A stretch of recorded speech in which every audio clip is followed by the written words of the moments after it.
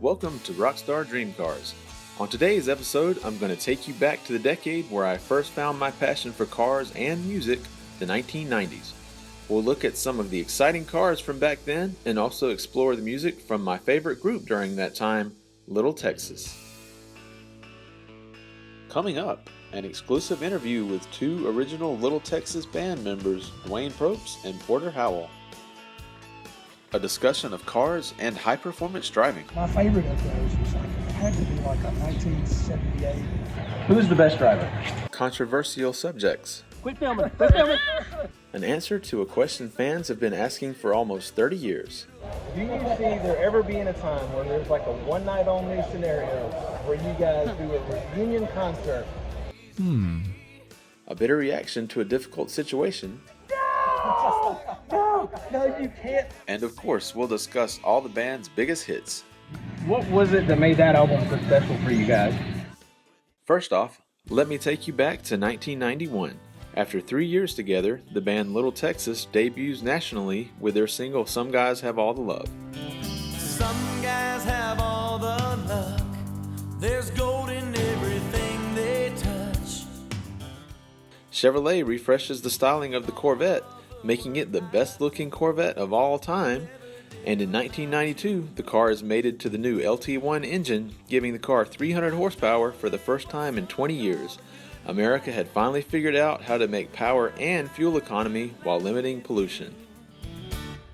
Some guys have all the money, fame and fortune we all dream of. I thank the stars above me that I've got you, and that's enough. Some guys have all the love. That same year, Little Texas released their debut album, First Time for Everything, and to discuss that album in depth, let me introduce my first guest, singer, songwriter, and lead guitarist of America's favorite rock and country band, Mr. Porter Howell. So you guys worked really hard in the late 80s and early 90s to establish yourself as a band. In 1991, all your hard work really started to pay off with your album, First Time for Everything. So you guys, I guess, went from kind of the grind, playing at local gigs, to suddenly being on national radio and national TV. Yeah. What was that like for you guys? It was incredible, of course. We were a little different in that we weren't put together per se, but we were very fortunate to have a record deal when it started. Yeah. There were four of us kind of with a nucleus, and we picked up Brady and Dale and called it a band, but we had help from the very beginning, which can almost be as frustrating as trying to get a deal in the first place. Because when you're that young, you think, we got a record deal. Record's coming out soon, and here we go. It was dang near 3 years later, Okay. of getting Warner Brothers to finally come around to it, to get seasoned enough to get a record out. So when we finally heard it on the radio, and it actually worked, Yeah. it paid off. What was so I guess Some Guys Have All the Love was the first one you heard on the radio. Yeah. What was that moment like for you? It was incredible. We were leaving Wichita Falls, Texas, and a DJ played it for us. But I was going with one of our producers I was talking the other day, 30 years later now. One of the coolest moments, though, was when it was peaking. We were coming from, I think we'd done something in Memphis because we used to record in Memphis. We were going back to Nashville and back to Memphis real quick in bands because we sang the national anthem at the end of football. So we're driving beside each other in two different vans, and one van said, like, they're playing the single. So we roll the window down, like, yeah, they're playing the single. And we're like, what station? And they go, country station, whatever. So we turn it on a country station in our van. Yeah. They're playing the single. We could hear though. We're like, 70 miles an hour, Right. side by side. Right. And we realized, hey, their version is almost over and ours is just at the first chorus. They're playing it on both. Oh, wow. Major national station at once. So Yeah. we were like, we're right in the middle of recording our first record. You guys like slam on brakes, run outside the car, they're playing outside. No, we'd heard it by then. We'd heard it a bunch, but just the fact that, all right, this is a hit. Yeah. They're playing on both major national stations. So I'm going to ask you a little bit about cars, which is Yeah. the theme of my channel. Yeah. Well, what was your first car? It was a Buick Skylark, but and it was just a hand-me-down, but I had, at one point, senior in high school, I had four to choose from. because unfortunately we had some older folks in the family pass away. But my favorite of those was like, it had to be like a 1978 green Chevy Blazer. There's a first time for everything. Since you said goodbye, there's not much of anything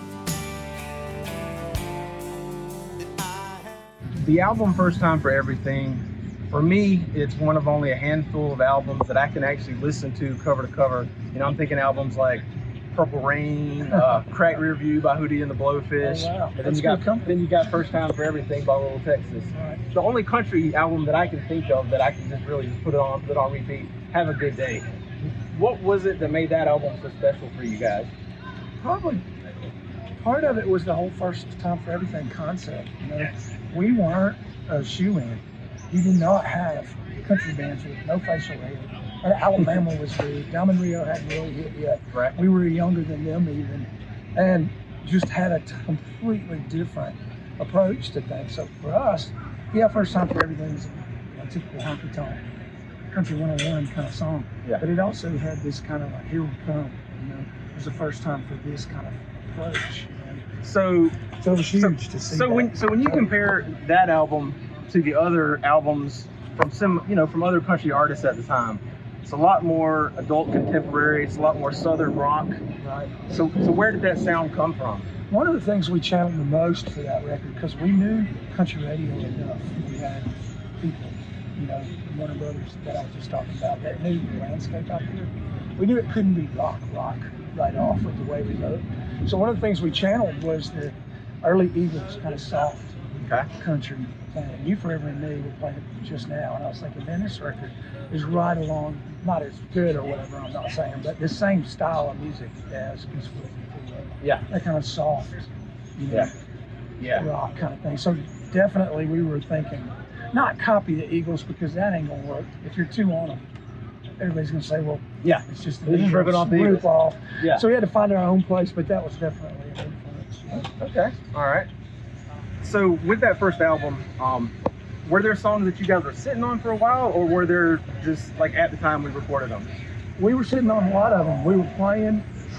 Our people on the same managers I was talking about knew that we needed to get on the road in country clubs. We were playing cushy, classic rock type cruise ships and stuff at Opryland, and they're like, man, we need to get y'all in Miss Kitty's, where Travis Tritt came from, and Dallas bar circuit, where everybody from Ty Herndon to Ricochet later, Toby Keith, we got in that circuit in Texas and Oklahoma. And we were playing some guys, First Time for Everything, You Forever and Me, Dance with the One that Brung You, almost most of that record. Yeah. We would play cover, you know, Restless Heart, Exile, George Strait, one of ours. Yeah. And just tuck them in there. So when's the last time you guys played What Were You Thinking in concert? We tried it when we got back together in 2004. Yeah. It was kind of to us, so Okay. it wasn't that big of a hit. Yeah. And so we added in a medley of like Stop on a Dime. Yeah. And that and something else. Yeah. I always loved the song, so it has a special spot for We me. definitely did that one because that was early. Okay. And you know another one that turned out to be a hit, or at least hit enough, that we had early was Revolution. Yeah. No, like I said, there's just a bunch of bangers on that album. Right. It was great. But as far as the industry and a big pop, it was the second one. Yeah. It was big time that had bangers on it. Yeah. Thanks, Porter, for the perfect segue into the year 1993. Little Texas releases their second album, Big Time. General Motors releases the fourth generation Camaro and Firebird, giving us the best looking Trans Am of all time. Equipped with the LT1 engine borrowed from the Corvette, these cars burned up the streets as Little Texas burned up the music charts with their singles What Might Have Been and God Bless Texas. God bless Texas with his own hand, brought down angels from the promised land, gave them a place where they could dance. If you want to see heaven, brother, here's your chance. Well, I've been sent to spread the message. God bless Texas. Now let me introduce my second guest.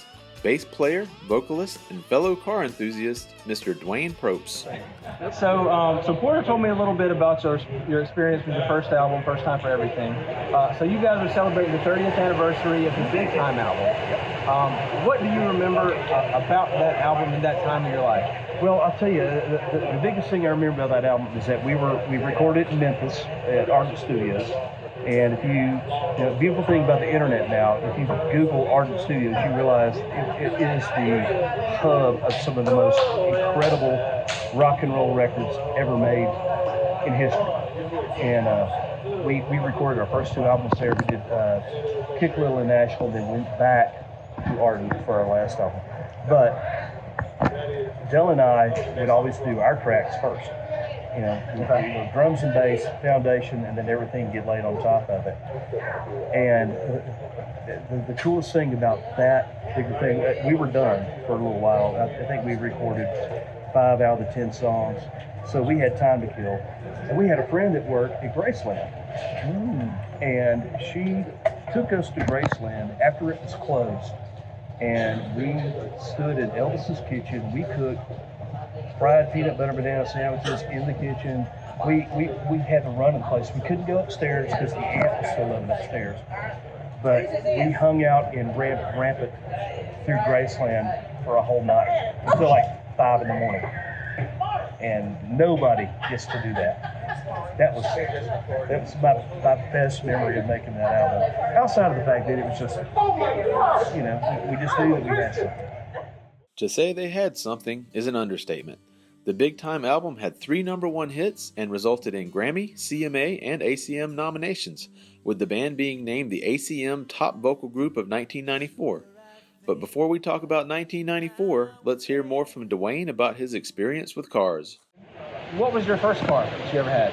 My first car was a 1974 Cutlass Supreme. Okay. 350 Rocket, Fiber Jet carbs, headers, whole 9 yards, and I bought it for $2,500. And I've been trying to find one again all over the country, and these things are going for like 30 grand now. And I think I sold mine in 1984 for $1,700. I gotcha. I'm stupid. So obviously that was a special car for you. It was a special car. So take it from the one who dreams about the way things were. If I were you, I'd hold on to her.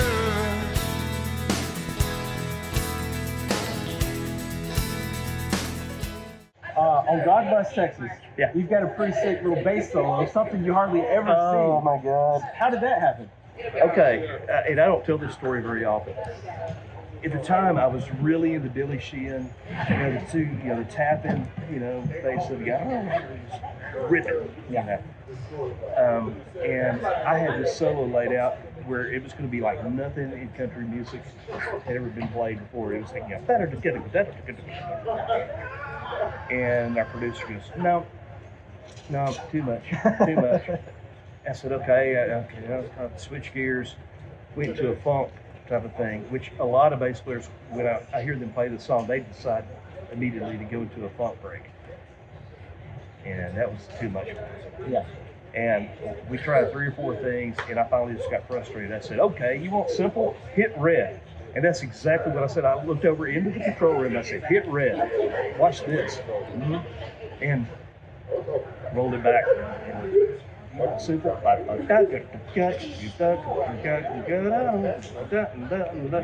said, was that simple enough for you? They're like, that's it. I'm like,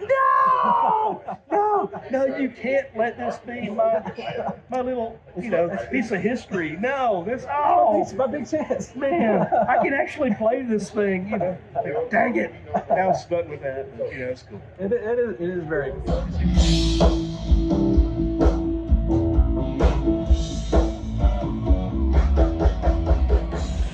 What would you say is the coolest car you've ever had? Well, I've had 2 really cool Mustangs.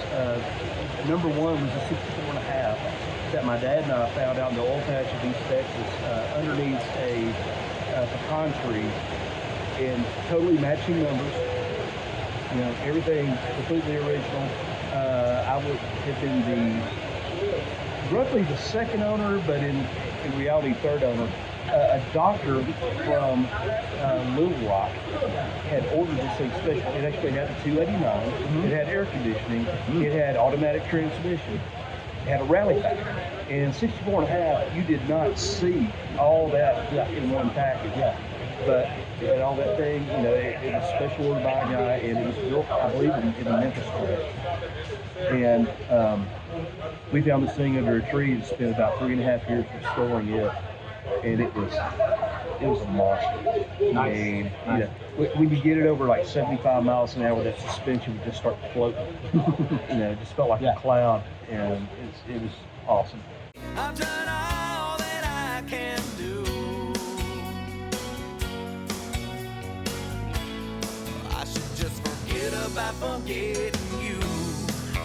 I also had the very first GT40 SPT in 1994 that was built in the United States. It was a special package that was aftermarket. Okay. And it was the GT40 package, white and blue racing stripes. Nice.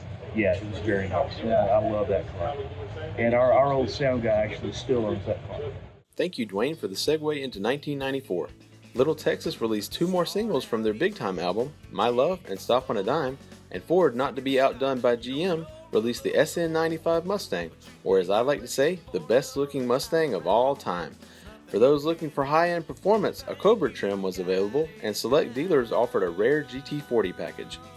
So you fall in love and it picks you up and it takes your heart for a ride. After too many bad roads, this heartbroken fool knows that love can mess with your mind. 'Cause love can stop on a dime. 1994 was a great year for country music.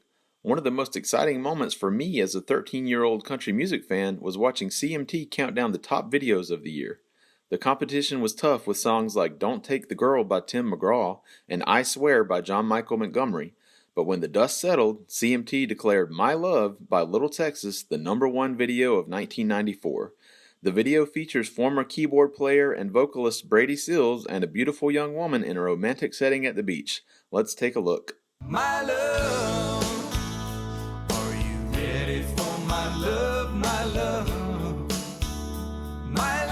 My love is ready for you. If you're looking for a heart that's always true, only to you, then my love, my love is ready for you.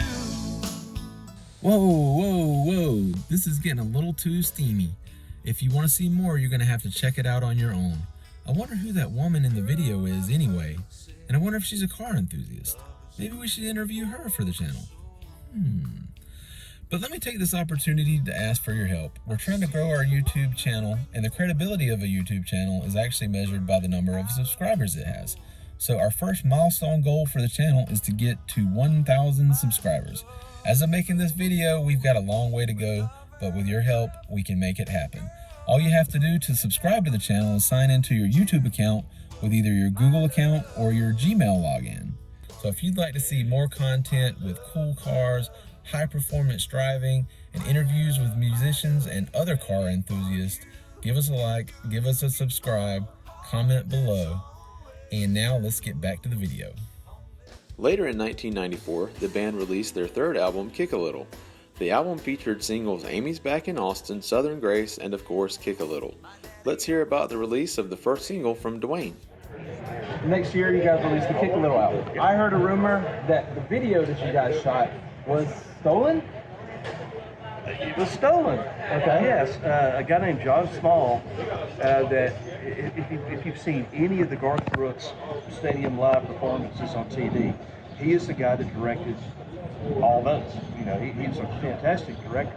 And we went down to Atlanta and shot that video in front of a live audience. You know, and everything, and it took us most of the day to do it. And then he takes it back to New York, and he's got a truck in New York, and he had all the undeveloped film in the cans, right, in his truck, and he forgot something and went upstairs to get whatever it was he forgot. He came down, and his truck had been broken into, and the film was gone. Wow. And here we are, you know, the time crunch is happening, big time. You know, we've got to get this out. We've got to get this out. You know, we already have a date. Right? So we went back to Nashville. We had one day at home in between road shows, and I think it was 27 hours we filmed almost nonstop. Wow. So is the video that we got, is it the same video that was originally planned? No. Okay. No. So, I mean, so A, there was no audience. There were no people in the theater. Two, there was a different guy that played the gas station attendant. Okay. You know, the fat guy that became skinny. And I think they had to do different animation that they were planning on doing. You know, because back then, you know, doing CGI type stuff was almost unheard of. Right. And this is one of the first CGI things that had ever been done as far as country videos. Gotcha. And Well, I mean, it turned out really cool. So do you think the video we got was better, equal to, or worse than the original? I think the original would have been a lot better. Okay. Because you would have seen that crowd Yeah. camera. Okay. I really do. I think, you know, because we are so about crowd feedback, and I think you would have seen that. But Well, I mean, I never saw it. Nobody ever saw it, and it disappeared. So I mean, we can sit and talk about this all night long, but there's really no way to know what might have been. So, I see what you just did. I see what you did. Yeah, I got you. What might have been? if money's not an object, pie in the sky, what's your dream car? You could have any in the world. You know, I'm not big into, you know, the Vets, the Lamborghinis, anything like that. And it became personal with me. I love the old, you know, late 60s, early 70s muscle cars. Oldsmobile made a thing, I think it's called the Starfire, am I correct? Maybe. I just kind of learned about them. They didn't make very many of them, but had a huge motor in it. I mean, and it's just got cool lines, and I think that'd be one of them. She's cool. Ain't no doubt about it, she's cool. Gotta shout about it, she's cool. Yeah, yeah, yeah, yeah. She never walks, she knows how to fly. You got to take my word. It's amazing, why would I lie? Just like a mockingbird, she's cool. And I'd like to have a probably early 90s Lincoln Continental. Okay. Just because they had, you know, they were a hidden muscle car. Yeah. But they also handled like a beast. You know, you could floor one of those things and you could beat just about anybody.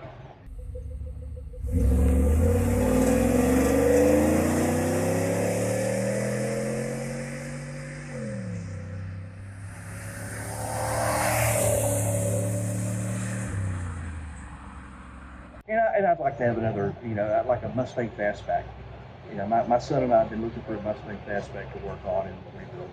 You know what I really like about your answer? You're not naming like $2 million hypercars. No, I don't want it. You're naming stuff that you could go on Auto Trader and track down. And try to find. Yeah. Yeah. So just remember, guys, you don't have to be a rock star to own, to own a dream car. Well, I don't know. Have you looked at the prices on You don't have to be a big rock star. Here's my thing. I love the smell of an exhaust without a catalytic converter. There's a smell that's inside the car and outside the car that you just don't get anymore. Right. And it just takes me back. There's so many memories. It's like music for me. Yeah. You know, just the smell of that thing and hearing that right.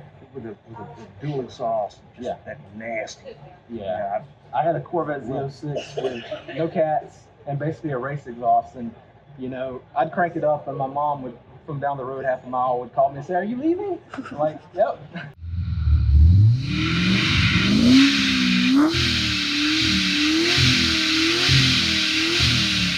How dare you? And you get that smell, you get that sound, you get that vibration. Yeah. So, and your clothes smell like it for 3 days, which is They do. which is wonderful. I mean, if I could put it into like a squirt bottle, I think I'd make $1 million because there's so many of us like that. Yeah. That smell is just intoxicating. Yeah. You know, there's nothing like it. You can't get that anywhere.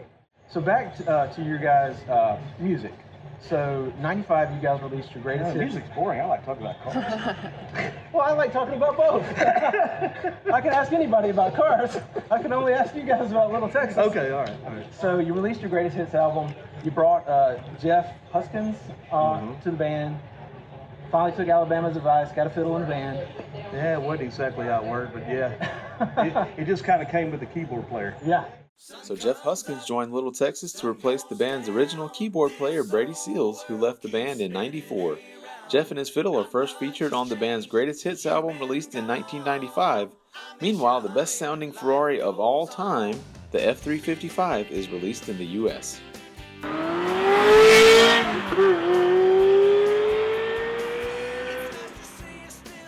The Pony Wars continued to heat up in 1996 as the Mustang Cobra, Camaro SS, and Firebird models with Ram Air all had 305 horsepower. This was the first year since 1992 that Little Texas did not release a new album.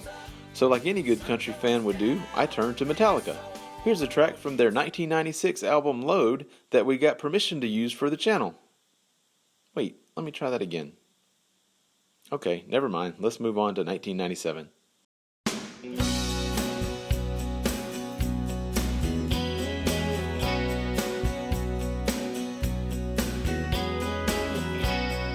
'97 saw the launch of the 5th generation Corvette. Chevrolet refined their flagship sports car significantly, softening the lines, adding more luxury features, giving it a smoother ride, and equipping it with the engine that started the LS swap revolution, the legendary LS1. I feel like I'm forgetting something. Oh yeah, the 1997 Corvette also featured the best looking paint color of all time, Nassau Blue. That same year, Little Texas released their self-titled album, which is also the band's last album featuring another original band member, Tim Rushlow. So now let's see what Porter has to say about the possibility of a reunion with all 6 original band members. So Porter, I just want to ask you one more thing before you go. Big fan from the early 90s. You guys had 6 original members. 2 of them aren't with you guys anymore. Brady Seals, Tim Rushlow. Do you have any relationship with those guys anymore? Dude, I've written some with Brady. I haven't seen Tim in a while, but it's not as much of a riff as you would think. We're still, Well, I mean, I didn't think there was a riff. I was just curious. So, do you see there ever being a time where there's like a one-night-only scenario where you guys do a reunion concert? There have been some things talked about, but in the possibilities of that, honestly, kind of go up and down. Yeah. Right now, we happen to be, honestly, out of that. Yeah. It's just, they're doing other things, it just doesn't seem like it. But in this business, you never say. Okay. So he's telling me there's a chance. There's always a chance for anything like that. I'm glad to hear from Porter that there's not a big rift between the current and former band members. But based on my research, it's clear that there's still some water that hasn't completely made its way under the bridge yet. But I personally would like to see the old gang back together, if only to clear the air, shake hands, and leave as friends. Maybe we can get everyone together for a drink sometime.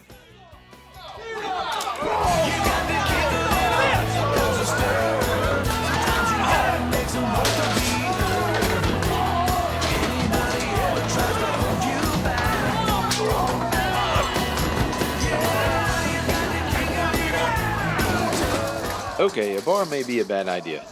Perhaps a nice dinner with some calm music playing would make for some good fellowship. There's much less chance of things going off the rails in that setting. But anyway, let's get back to Dwayne and ask him some high-performance driving questions. So, of your band members, who's the best driver? Well, I'll tell you, several years ago, you remember when Brooks and Dunn were doing the legend car thing, you know, the metal circus or whatever they called it, you know, the little legends car races? Yeah. We got invited to do one. And Dale and me and Wayne O'Brien all got in these cars. We had no training, nothing. They just kind of threw us in there and said, okay, here's how you switch the gears, and here's your clutch, here's your brake, and then you go. So that's all I get, really? Yeah. Well, suffice to say, I came in last because I almost hit the wall. So I just putted. I didn't want to die. Been there. Dell was really good at it. But Dwayne O'Brien was great at it. I mean, he was driving with no fear. He was smoked around that track. And I said, man, I'm not a racing guy. I'm a cruise, Yeah. I'm a bass player, man. I'm not a, Got you. Got that bass groove going. Yeah. I don't jump out of planes either. So one thing I'm really into is autocross. That's where they time you through a course. So if there was ever a situation where we could put you guys in some cars to compete against each other and see who the fastest driver is, would you consider doing it? I would consider doing it. I don't think I would win, but that's okay. You think the other guys would be down for it too? Yeah, Porter might not, but I mean, the rest of us, yeah. So leave a comment if you would like to see the band members duel it out in an autocross competition. Autocross is one of the easiest and least expensive ways to start competitive driving. All you need is a car in good mechanical condition, a driver's license, and a helmet. Most organizations even have loaner helmets you can use. If you want to start autocrossing and you want to find your local Sports Car Club of America region, go to scca.com. And if you're ever around South Georgia and would like to run with my home region, our schedule is available at redhillsscca.com. I'm also including a link at the end of this video of a competition I had at an event with some of my friends last summer. So check that out, and if you'd like to see Little Texas kick a little asphalt, let me know. As we were wrapping up the interview, I asked Dwayne if he had anything else that he wanted to say to the fans. Here's what he had to say. I mean, just the fact that people still, come out and see us and love this music. They're bringing our third generation of fans now. And, that's cool. I mean, that's exactly what we wanted to do when we started doing this. We didn't think we were going to get rich. We're a band. It's never going to happen. But we wanted to be like the Eagles and create music that was going to stick around for decades. And thanks to y'all, it's still happening. So yeah, can't thank everybody enough, and play it for your kids. The only thing I'm sure of is I don't know what I'd do without your love. You and me together will always be enough, from now until forever, even when times get rough. Well, you definitely made our day too. It was an awesome concert. So thank you for your time. Keep on rocking. Yeah, man. Absolutely. Well, that's the end of our look back at the 90s, but Little Texas hasn't stopped making music. They've released 3 more albums since the 90s. Missing Years, The Very Best of Little Texas Live and Loud, and Young for a Long Time. If you want more information on those albums, or to see the band's upcoming tour dates, go to littletexasonline.com. I highly recommend seeing the band in concert. They still put on one hell of a show. Thanks for watching, and if you enjoyed this, remember, like the video and subscribe to the channel. If you'd like to learn how easy it is to start competitive driving in your car, click the linked video.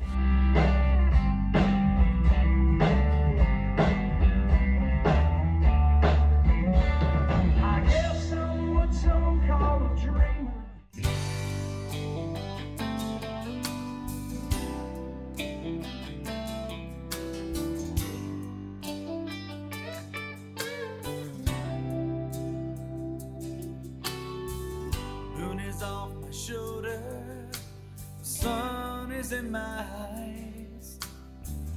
Almost to my hometown is just another mile.